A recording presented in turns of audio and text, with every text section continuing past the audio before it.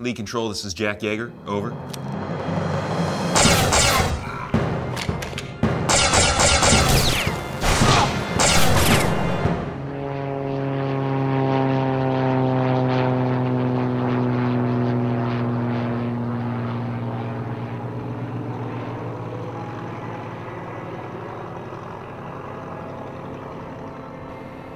So the Jack character is, you can tell just by looking at him. He's got the old classic kind of 1930s pulp, you know, space hero style. He's got the leather jacket, the aviator cap, goggles, ray gun, you know, very Flash Gordon, Buck Rogers, you know, he's got the little Indiana Jones in there as well.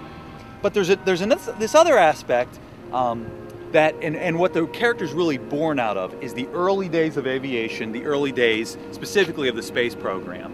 You know, that character of Jack Yaeger is really born out of guys like Neil Armstrong and Buzz Aldrin, and where Jack gets his name from, Chuck Yeager, the first man to break the sound barrier. So it's guys like that, you know, were not only were they out there doing dangerous things and taking great risk in the name of, you know, exploration and science and whatnot, but the guys were also ridiculously intelligent. And so we have that aspect of Jack as well.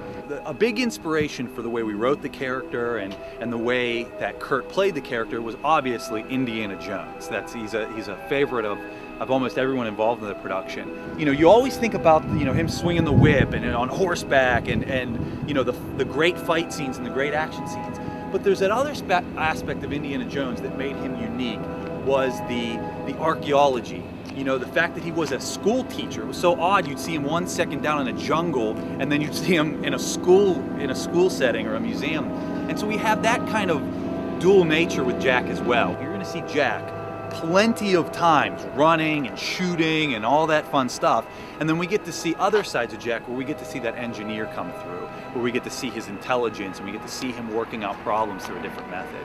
We're really hoping with the Jack character that we can, you know, kind of have in some small way, a return to the classic kind of adventure hero archetype that sadly is missing from films nowadays. That kind of classic adventure is gone from cinema right now, and we're really hoping that in just even some small way, Mercury Men and the character of Jack can reintroduce that in whatever manner possible.